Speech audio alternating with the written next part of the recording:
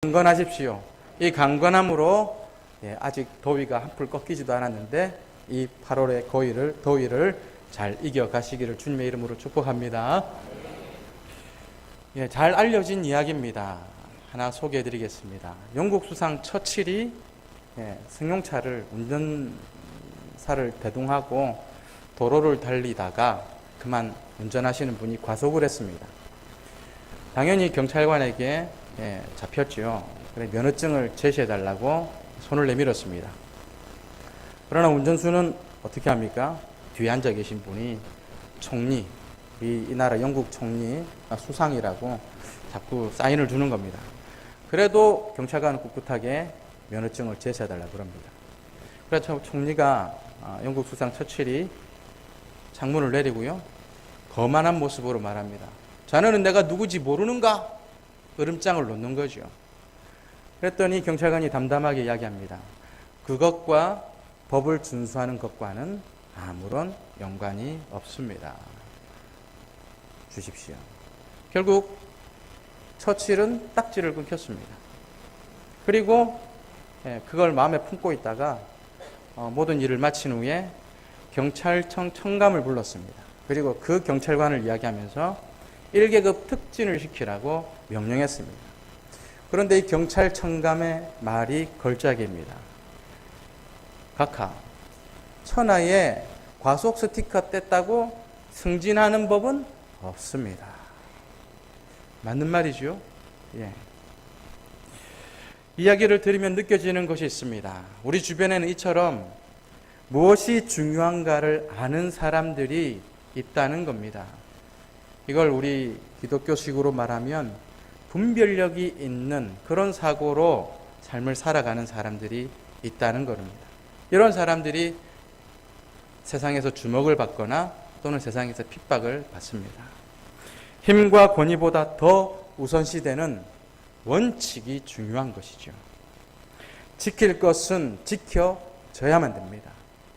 이것은 말씀을 불변의 진리로 삼고 있는 우리 교회 공동체에서도 반드시 적용되어져야 되는 법칙입니다. 우리 안에서도 지켜질 것은 지켜져야 된다.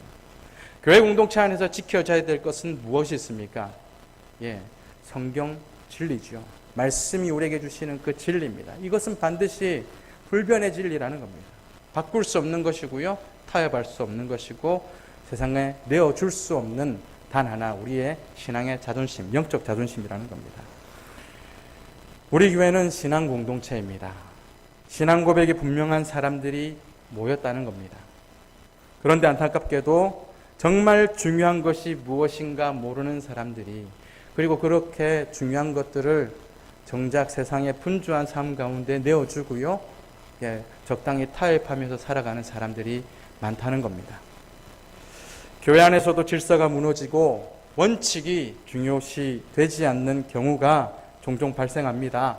그러면 반드시 그 틈을 비집고 사단은 역사하게 됨을 꼭 기억하시기를 바랍니다. 오늘 본문의 말씀은 단 한 장으로 이루어진 서신서입니다.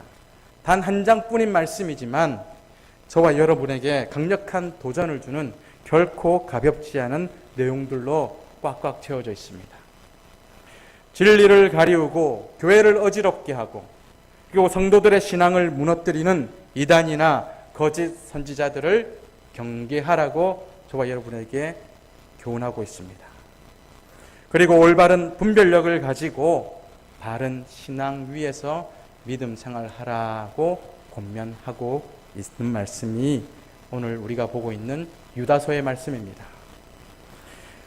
오늘 유다서를 기록한 유다 1절의 말씀에도 밝히고 있습니다. 예루살렘 교회 장로인 야고보와 형제라고 밝히고 있으면서 그 앞부분에 뭐라고 하고 있습니까? 예수 그리스도의 종이라고 표현하고 있습니다. 이것이 무슨 말이냐? 당연히 사도로서 예수 그리스도의 종이라 표현할 수 있지만 그 다음 문장이 야고보의 형제다라고 표현하고 있는 것은 예수 그리스도와 예수님과 육의 형제라는 겁니다. 바로 예수님의 친동생 유다임을 밝히고 있는 겁니다. 그래서 이 서신, 한 장짜리인 서신이지만 이 서신이 갖고 있는 권위와 내용은 결코 가볍지 않은 것을 받는 이들에게 역설하고 있는 겁니다. 1절의 말씀을 다 같이 읽겠습니다. 예수 그리스도의 종이요 야고보의 형제인 유다는 부르심을 받은 자 곧 하나님 아버지 안에서 사랑을 얻고 예수 그리스도를 위하여 지키심을 받은 자들에게 편지하노라. 아멘. 부르심을 받은 자라고 표현하고 있습니다. 물론 이 서신을 받는 특정한 수신이 있습니다. 그런데 여기서 말하는 부르심을 받은 자 안의 범주에는 저와 여러분이 다 속하여 있는 줄로 믿으시기를 바랍니다. 예수 그리스도의 은총 아래에 있는 모든 그리스도인을 수신으로 두는 겁니다. 하나님의 사랑을 얻고 그리스도를 위하여 지키심을 입기 위해 부른 사람들. 이 말씀에서 주님이 우리를, 저와 여러분을 부르신 목적을 알 수 있습니다. 우리는 주님의 사랑을 받을 만한 자격이 없는 자입니다. 주님의 보호를 받을 만한 자격도 없었던 사람입니다. 그러한 우리에게 오늘 주님께서 불러주셨다는 겁니다. 무엇 때문입니까? 오늘 저와 여러분이 이 은혜의 자리에서 예배의 자리로 부르신 이유가 무엇일까요? 오늘 1절의 말씀에서 잘 보여주고 있습니다. 바로 우리들에게 하나님 당신의 사랑을 쏟아 부어 주시기 위해서입니다. 하나님 아버지께서 사랑하시고 예수 그리스도께서 지켜주시는 이들, 저렇게 빨갛게 표시하는 부분이 어려운 말씀인 것 같지만 이 표현입니다. 하나님 아버지께서 우리를 사랑하여 주시고 예수 그리스도께서 우리를 지키신다. 그들을 불렀다는 겁니다. 바로 저와 여러분이 그 은혜 가운데 거하고 있는 것입니다. 우리를 부르신 목적을 기억하시기를 바랍니다. 우리는 주님의 사랑과 보호하심을 계속해서 누릴 수 있는 자격을 가지고 있는 사람입니다. 우리가 부르심에 합당한 모습으로 살아간다는 것은 곧 주님의 사랑과 보호하심을 누리면서 살아간다는 것입니다. 내가 뭐라도 된 것처럼 의기양양하게 그렇게 주님의 사랑을 당연스럽게 받아들여야 될 것은 아닙니다. 오직 순수한 믿음으로 주님의 사랑 안에서 보호하심을 받기 위해 우리는, 저와 여러분은 주님께로 나아가는 것입니다. 주님은 오늘도 순전한 믿음으로 주님만을 의지하고 찾는 자들, 그런 자들을 신실한 모습으로 부르십니다. 그렇게 주님의 부르심에 응답하실 수 있는 저와 여러분들 되시기를 바랍니다. 유다는 본래 다른 내용의 편지를 보내고자 했습니다. 이 편지를 쓰게 된 이유가 원래 다른 이유가 있었다는 겁니다. 그 이유가 3절의 말씀에 기록되고 있습니다. 3절의 말씀을 같이 읽겠습니다. 사랑하는 자들아, 우리가 일반으로 받은 구원에 관하여 내가 너희에게 편지하려는 생각이 간절하던 차에 성도에게 단번에 주신 믿음의 도를 위하여 힘써 싸우라는 편지로 너희를 권하여야 할 필요를 느꼈노니. 아멘. 이 편지를 갑작스럽게 써야 될 필요를 느꼈다는 겁니다. 원래 목적은 다르다는 거죠. 우리가 일반으로 받은 구원에 관하여 내가 너희에게 편지하려는 생각이 뭐했다 그럽니까? 간절했다는 겁니다. 이게 유다의 소원이었습니다. 이 간절한 마음을 품고, 이거 유다의 소원이었다는 거죠. 모든 사람들이 복음의 진리를 깨닫고 하나님의 자녀가 되는 것, 그것이 유다의 소원이었습니다. 유다의 관심은 오직 그것에 있었습니다. 일반으로 받은 구원, 이 말씀이 의미하는 것은 어려운 표현이 아닙니다. 누구든지 예수 믿고 예수 그리스도를 영접하기만 하면 구원을 받을 수 있다는 것이 일반으로 받은 구원. 이것에 관해서 편지를 쓰고자 했다는 겁니다. 유다는 인간에게 이 구원의 진리는 아는 것, 이 구원의 진리를 아는 것보다 더 중요한 것은 없다고 믿었던 사람입니다. 온 천하를 다 소유한다 해도 예수님을 알지 못하면, 그리고 온 천하를 다 얻었다 해도 예수 그리스도를 상실하게 되면 그것은 아무것도 아닌 인생이라는 겁니다. 그래서 유다는 구원의 진리를, 복음의 은총에 대한 내용을 편지하려고 하던 차에 뭐가 생겼다는 겁니까? 교회 안에 분란이 생겼다는 겁니다. 급히 편지의 주제를, 내용의 주제를 바꿔야 했던 겁니다. 왜냐하면 시급하고 중요한 문제가 생겼기 때문에 그렇습니다. 다시 3절 뒷부분의 말씀을 보시면 이렇게 구원에 관해서 쓰려던 차에 뭐라고 표현하고 있습니까? 힘써 싸우라는 내용의 편지를 써야만 했다는 겁니다. 무엇을 위해 힘써 싸우라는 겁니까? 단번에 주신 복음의 도를 위해 힘써 싸우라 권면하고 있습니다. 단번에 주신 복음의 도, 다른 것이 아니라 예수 그리스도의 십자가 보혈, 그것으로 우리를 구원하신 그 은혜에 대해서 이야기하는 것이죠. 그것을 위해서 예수 그리스도의 십자가를 통해서 얻은 구원, 그것을 지키기 위해서 뭐하라는 겁니까? 힘써 싸우라. 이 말은 구원을 빼앗겼다거나 구원의 효력이 지소되지 않도록 노력하라는 의미가 아닙니다. 우리가, 저와 여러분이 얻은 구원은 상실되거나 흔들리지 않습니다. 영원합니다. 변하는 것이 아닙니다. 뭐가 변합니까? 진리는 변하지 않을지라도 그 진리를 받아들이는 우리의 모습이 변할 수 있다는 겁니다. 우리의 나태함과 우리의 무지로 말미암아서 그렇게 주신 구원의 은혜를 값싼 것으로 생각한다든지, 잘못된 믿음으로 하나님을 욕되게 하고요, 그리고 거짓된 교훈에 속아서 이 은혜를 팽개쳐 버리거나 헛된 것을 추구하지 않도록 하기 위해서 힘써 싸워라는 표현에 이 전투적인 표현을 쓴 것입니다. 종종 신앙생활을 영적 전투로 묘사합니다. 우리는 전쟁터로 향하는 군인과 같은 마음을 품고 있어야 됩니다. 왜 그렇습니까? 저와 여러분이 살고 있는 이 세상은 녹록한 세상이 아니라는 겁니다.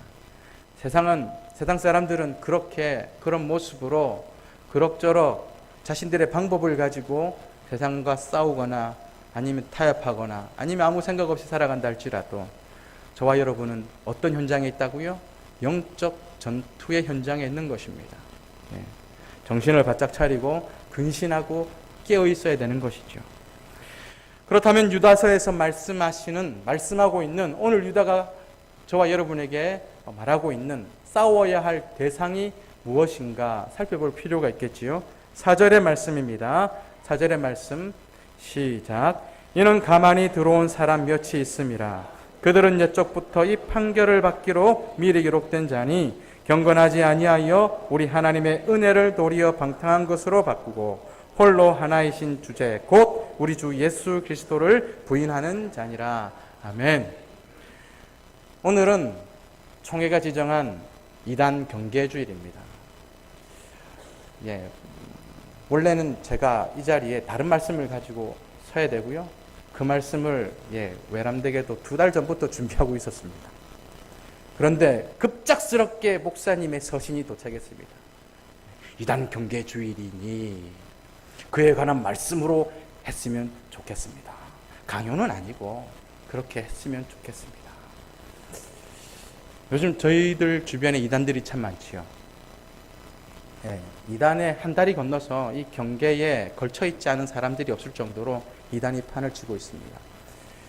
그런데 저는 요즘 이단보다 더 무서운 사단의 전략은 우리의 생각 자체를 이단화 만드는 겁니다.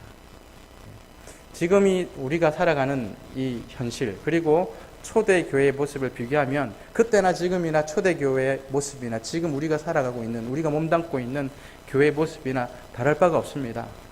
혼돈이고요, 복잡하고 세상에 많은 문제가 교회 안에 들어와서 성도들의 심령을 흔들어 놓습니다.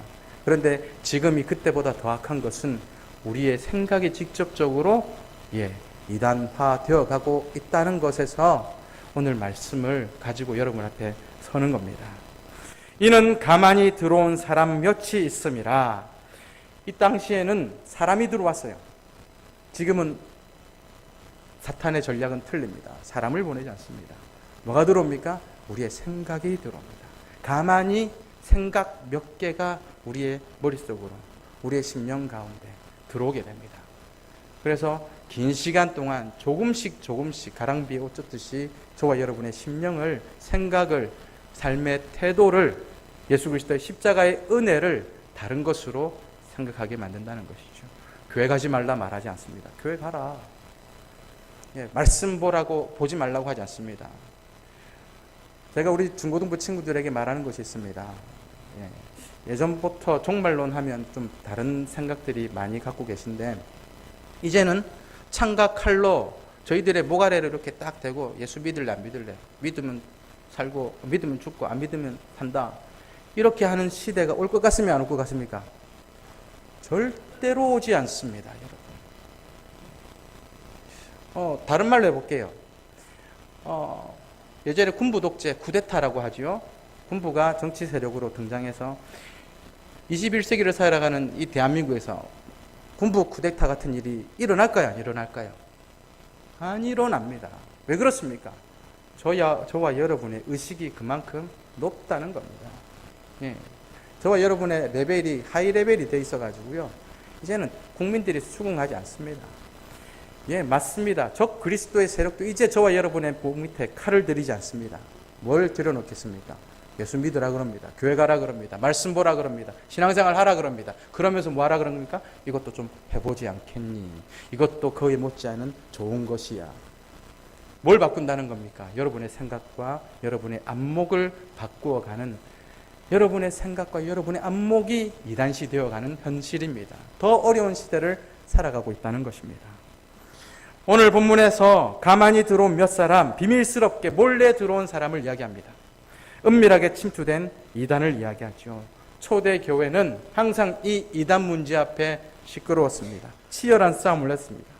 그렇다면 구체적으로 가만히 들어온 이단, 가만히 들어온 사람들은 어떤 이단인가? 많이들 들어보셨을 거예요. 우리 목사님의 강좌를 통해서, 개강 강의를 통해서 영지주의입니다. 영지주의 많이 들어보셨죠? 영지주의 한마디로 영적 지식이 최고라는 겁니다. 눈에 보이지 않잖아요. 영적 지식. 우리 속 안에 있는 영적인 것, 영적인 것이 중요하다는 겁니다. 그럼 반대로 뭐는 별로 아니다라는 거죠. 눈에 보이는 육적인 것은 하찮은 거다.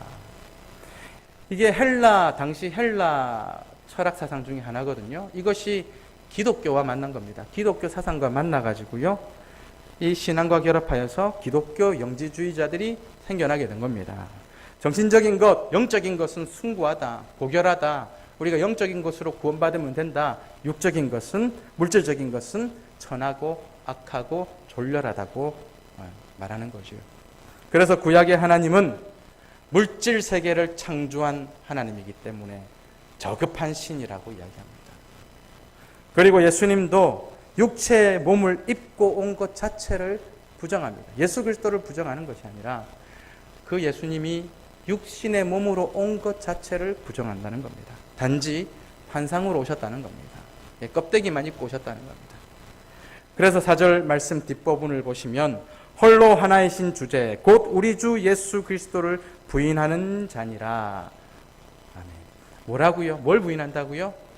예수 그리스도 존재 자체를 부인하는 자라고 이야기합니다. 이 영지주의자들이, 오늘 유다서에서 지목해서 말하는 이 이단들이 예수님 자체를 부인하지 않는다고 했습니다. 단지 육신을 입으셨다는 사실을 부인한다는 겁니다. 다시 말하면 예수님 자체는 참 하나님이시지만 참 인간은 아니다라는 표현입니다. 어찌 보면 애매모호하지요. 다시 한번 제가 여러분에게 말씀드립니다. 우리 예수 그리스도는 참 하나님이시요 참 인간의 몸으로 오신 우리의 구주 그리스도이심을 믿으시기를 바랍니다. 이것이 성경에서 증언하는 예수 그리스도에 대한 말씀입니다. 영지주의자들에 대한 경고는 성경 곳곳에 나타나고 있습니다. 요한일서 4장 1절에서 3절의 말씀을 보시면 제가 읽어드리겠습니다. 사랑하는 자들아, 영을 다 믿지 말고 오직 영들이 하나님께 속하였나 분별하라. 많은 거짓 선지자가 세상에 나왔음이라.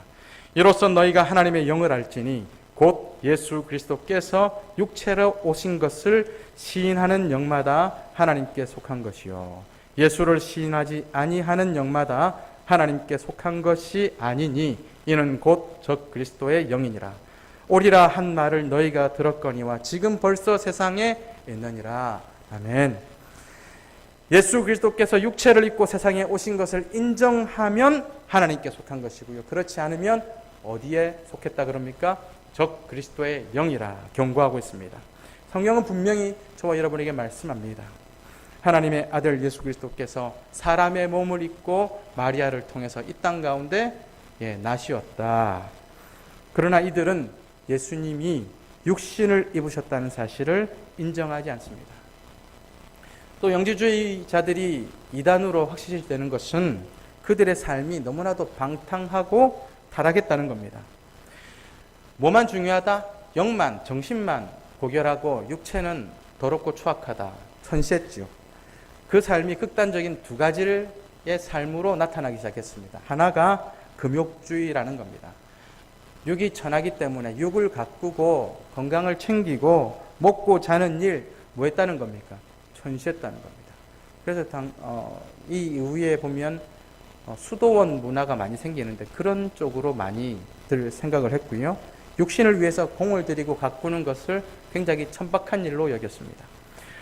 또 하나는 반대로 생각한 겁니다.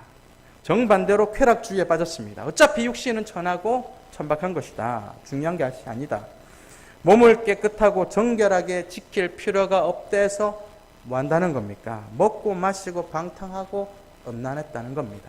몸만 깨끗하면 되니까 우리의 정신, 우리의 영만 깨끗하면 구원받는다는 거죠. 4절 중간의 말씀을 보시면 우리 하나님의 은혜를 도리어 방탕한 것으로 바꾸었다라고 말씀하고 있습니다.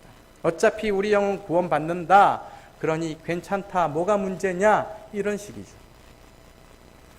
성경은 우리에게 말씀합니다.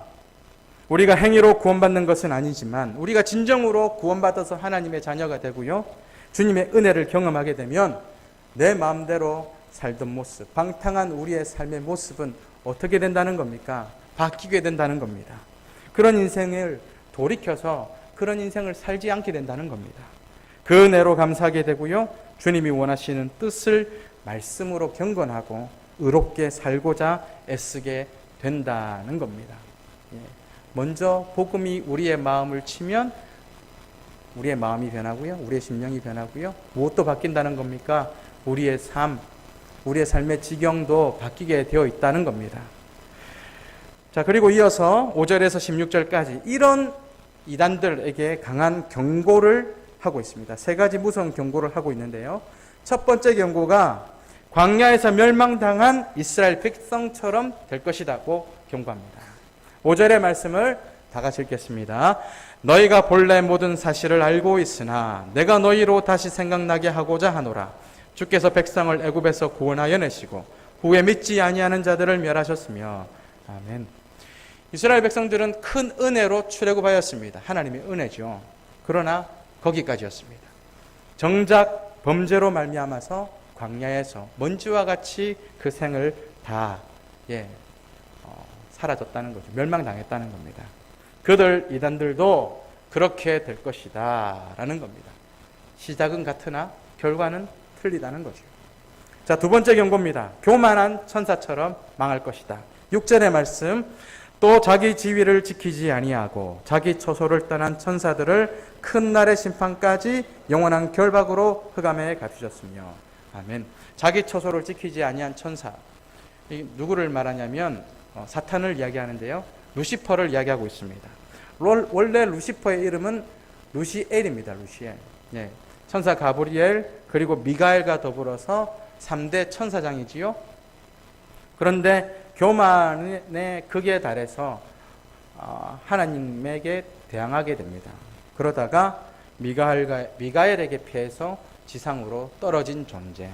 성경에서는 계명성으로 표현하기도 합니다. 이것이 사단과 그를 따르는 더러운 귀신들의 무리를 이야기하는 겁니다. 이단들은, 이 영지주의자들은 교회를 어렵게 하고 힘들게 하고 교회의 권위에 복종하지 아니하고 성도들의 심령을 깨고 무리를 일으키는 이들은 어떻게 된다는 겁니까? 타락한 천사들처럼 암흑으로 쫓겨나게 될 것이다. 어디에서 쫓겨나는 겁니까? 하나님의 나라에서, 하나님의 영광에서 흑암으로 떨어지게 될 것이다.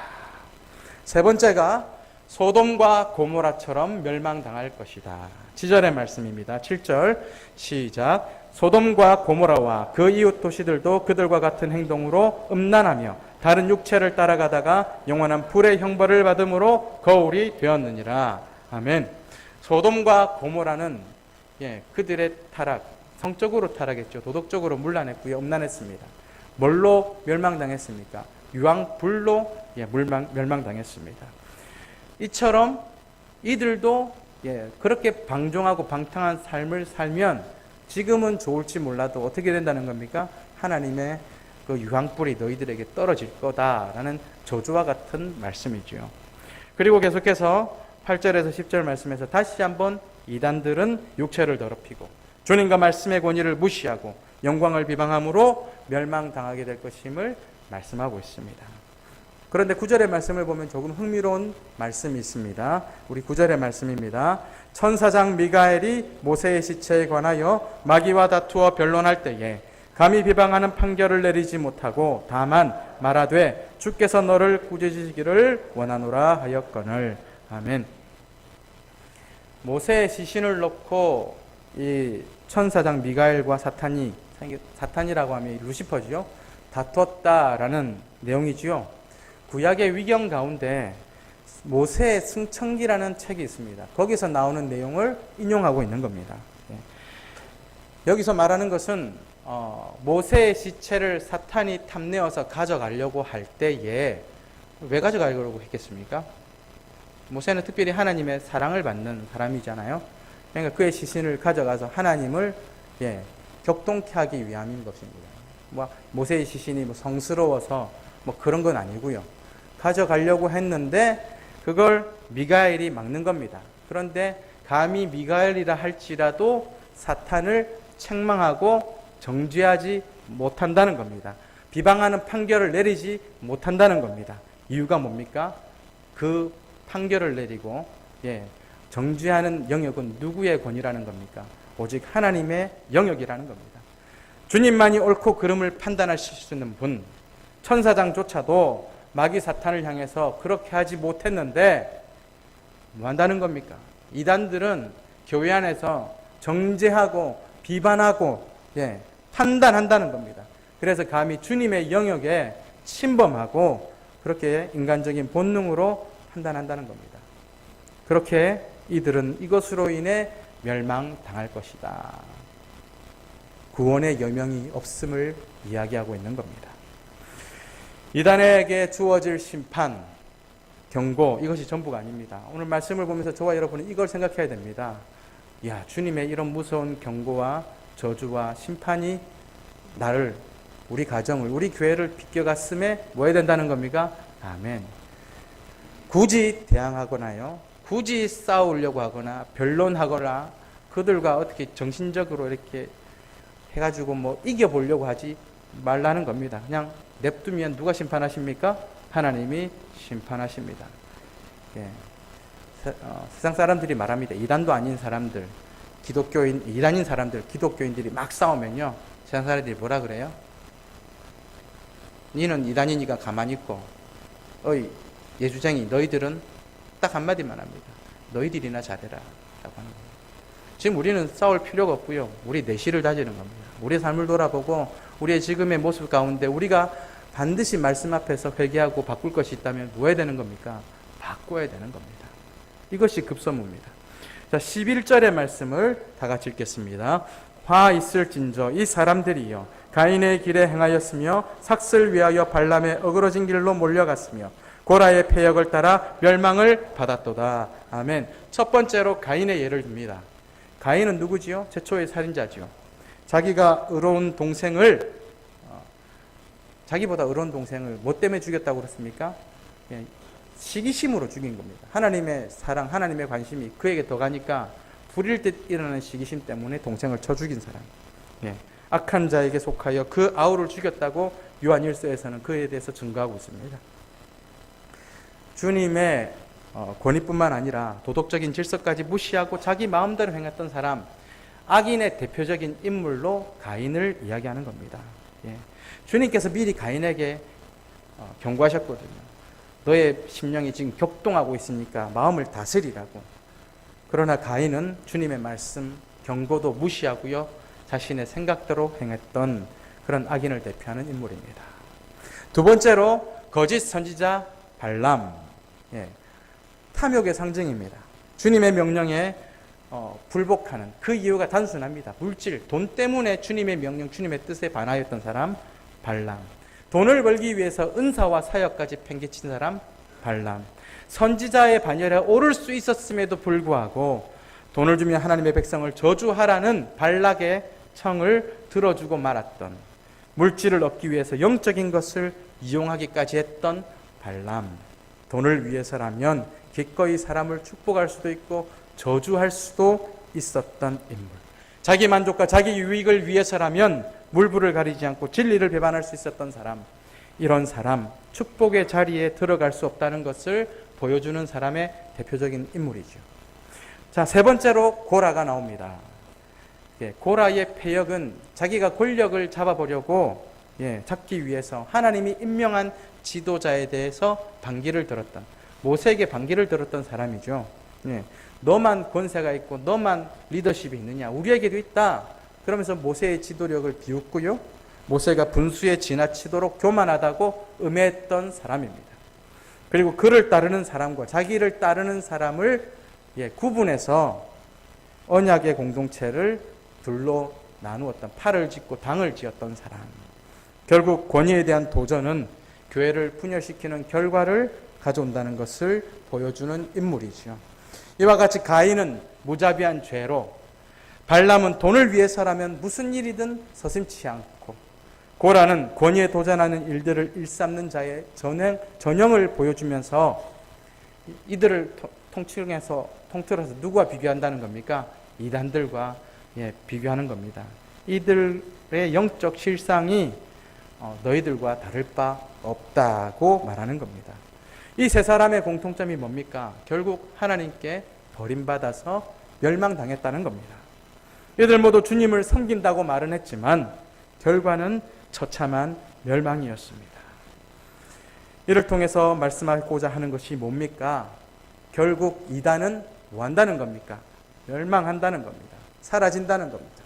그래서 저와 여러분이 두려워할 필요는 없되 뭐 하라는 겁니까? 분별하라는 겁니다. 왜요? 우리의 가정, 작게는 나 한 사람부터 크게는 우리의 가정, 우리 교회를 지킬 수 있는 것이 우리가 가진 영적 분별력이기 때문에 그렇다는 겁니다. 우리 15절의 말씀을 다 같이 읽겠습니다. 이는 뭇사람을 심판하사 모든 경건하지 않은 자가 경건하지 않은 자에게 행한 모든 경건하지 않은 일과 또 경건하지 않은 죄인들이 주를 거슬러 한 모든 완악한 말로 말미암아 그들을 정죄하려 하심이라 하였느니라. 아멘. 말씀이 어렵지요. 많이 꼬여 있는데 모든 사람이 심판받을 그날이 온다는 겁니다. 그때에 그들 모두 남김없이 우리 주님께서 뭐 하시겠다? 심판하시겠다. 여러분, 저와 여러분은 싸워야 합니다. 이단을 경계하고 복음을 지켜야 합니다. 이단과 싸우라는 것이 아니라 이 영적 전투에서 치열하게 나를 지키고 우리 분별하여서 우리 가정을 지키고 우리 교회를 위해서 영적 전투에 임하는 자세로 싸우라는 겁니다. 뿐만 아니라 지금 나는 올바른 신앙 안에 있는지 돌아보아야 되겠습니다. 오늘 유다가 기록한 이 유다서는 수신자는 이 편지를 받는 대상은 유대인이었지만 그리스도로 회심한 자들, 개종한 사람들의 대상하고 있습니다. 주님이 보내어 주신 유일한 복음 예수 그리스도, 그분이 유일한 구원자라는 사실, 그 진리 앞에 흔들리지 말고 굳건히 서서 나아가라는 겁니다. 그렇게 권면했다는 겁니다. 유대인들이 왜 그리스도인으로 회심했을까요? 다른 게 없습니다. 그들이 주장하던 율법이 그들의 발목을 잡았기 때문에 그렇습니다. 율법에 매여서 그것을 지키고자 무진 애를 써봤지만 지킬 수 있다 없다? 없다는 거죠. 한계에 직면하더라는 겁니다. 완전하게 율법을 지킬 수 없다. 그 말은 그 앞에 율법 앞에 비춰보면 우리는 연약한 죄인이라는 거죠. 어찌할 수 없는 존재라는 겁니다. 또 그것을 지킨다 한들 정작 마음에 평안이 없더라는 겁니다. 오히려 지키고자 했을 때마다 드러나는 뇌 안에 추악한 죄성들이 드러날 뿐이고요. 아무리 노력한다고 해도 이룰 수 없는 율법의 완전은 너무나도 어마어마하게 부담이 되는 겁니다. 그리고 율법을 행할 때마다 드러나는 우리 속에 있는 이 불완전함, 죄악들을 보면서 결코 이것이 율법이 우리를 하나님께로 인도할 수 없다, 구원할 수 없다라는 것을 뼈저리게 체험한 겁니다. 그래서 그들에게 예수 그리스도께서 유일한 구원자 되신다는 소식을 듣게 되었을 때 예수 그리스도를 믿음으로 말미암아 그들은 그렇게 단번에 구원에 이르게 된 것입니다. 그리스도인이 된 것입니다. 그런데 이후의 삶이 쉽지 않더라는 겁니다. 이미 그들 안에 굳게 자리 잡고 있던 이 유대적인 사고가 율법이 주는 얽매임에서 벗어나지 못하고요. 참 복음으로 나아가는 것에 결국엔 걸림돌이 되더라는 겁니다. 처음 복음을 접하게 되었을 때 가슴이 뛰고 희열을 느끼고 너무나도 큰 은혜 앞에 무릎을 꿇는 거죠. 열망과 기쁨은 그렇게 뜨거웠지만 곧 차츰차츰 식어가더라는 겁니다. 그리고 형식적인 신앙생활만 남았다는 겁니다. 그러던 차에 뭐가 가만히 들어온다고요? 영지주의자들을 비롯한 거짓 선지자들이 가만히 들어와서 미혹하자 그만 넘어가고 만다는 겁니다. 그때부터 교회는 분열되고 깨어지더라. 저와 여러분도 마찬가지입니다. 예수 그리스도를 믿기 전에 우리의 모습은, 우리의 삶은 어떠했습니까? 유교적 사고가 우리에게는 있었죠. 인과응보, 사필기정, 착한 일 하면 구원받고 옳지 못한 일을 행하게 되면 지옥에 간다. 이런 사고가 우리를 지배하고 있을 때가 있지 않았습니까? 우리가 착한 일을 해서 우리가 의롭고 거룩해서 주 예수 그리스도께서 우리에게 오신 것이 아닙니다. 저와 여러분이 병들고 나약하고 연약해서 우리가 우리 스스로를 어찌할 수 없었기 때문에 누가 우리에게 오셨습니까? 예수 그리스도께서 우리에게 오셨고 구원의 은혜를 베풀어 주신 것입니다. 우리가 아직 죄인 되었을 때에, 하나님과 원수 되었을 때에 우리를 건지시고 구원하시기 위해서 예수 그리스도가 이 땅에 오신 겁니다. 우리의 삶과는 상관없이 아담과 하와가 에덴 동산에서 쫓겨나는 그 순간부터 우리 주님께서는 구원의 약속을 천명하시고 성실히 그 약속을 이행하셨습니다. 그렇게 우리는 그 전적인 사랑, 전적인 약속의 이행하심 안에 구원을 받은 것입니다. 사랑하는 성도 여러분, 우리가 해야 할 것은 분명합니다. 우리가 구원을 받았느냐 받지 않았느냐 시시비비를 따지는 것 중요하지 않습니다. 주님의 말씀을 순종하면서 따르고 혹 그 가운데 우리가 죄를 지었다 할지라도 우리가 잘못된 것을 말씀 앞에 솔직하게 내어놓게 되고 그런 과정을 통해서 날마다 주님 곁에 주님과 동행하는 삶을 사는 것이 중요한 것입니다. 오늘을 살아내는 동안 여러 유혹과 시험이 있을 것입니다. 그렇지만 저는 여러분에게 말씀합니다. 대부분 그런 시련과 시험 앞에 여러분은 판판이 끼어질 것입니다. 어느 순간 무너지고 깨어지는 경험을 하게 될 것입니다. 그렇지만 우리는 자책할 필요가 없습니다. 그때마다 우리 안에 계신 성령 하나님께서 우리에게 죄의식을 갖게 하시고 바른 길로 이끄실 때 주저하지 말고 어떻게 하면 됩니까? 회개하고 나아가면 됩니다. 나단 선지자가 꾸짖고 책망했을 때 바로 그 자리에서 엎드려서 회개했던 사람 다윗. 3번 예수 그리스도를 부인하고 마침내 그 죄를 깨달았을 때 울음을 터뜨리며 회개한 베드로처럼 저와 여러분 또한 우리 죄를 깨닫는 그 순간에 주님을 찾고 회개하고 자복하며 나아가면 그 죄에서 돌이킴을 받을 수 있다는 겁니다.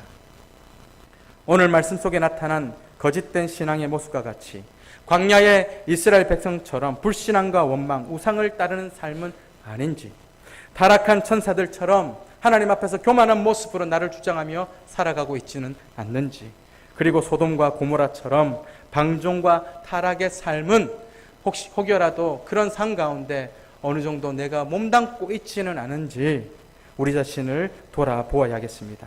그리고 뿐만 아니라 날마다 우리 주변에서 아직까지도 나와 같은 은총 안에 있지 아니하고 우리 밖에 있는 사람들, 예수 그리스도를 모르는 영혼들을 위해서 복음을 전하시고요. 우리 주변의 모든 이들에게 걱정과 염려의 삶이 아니라 우리를 끝까지 구원으로 이끌어 주시는 십자가의 승리 안에서 다시 한번 주님 안에 거하며 참 평안을 누리도록 이끄실 수 있는 귀한 중보자의 사명 또한 잘 감당하실 수 있는 저와 여러분들 되시기를 주님의 이름으로 축복합니다.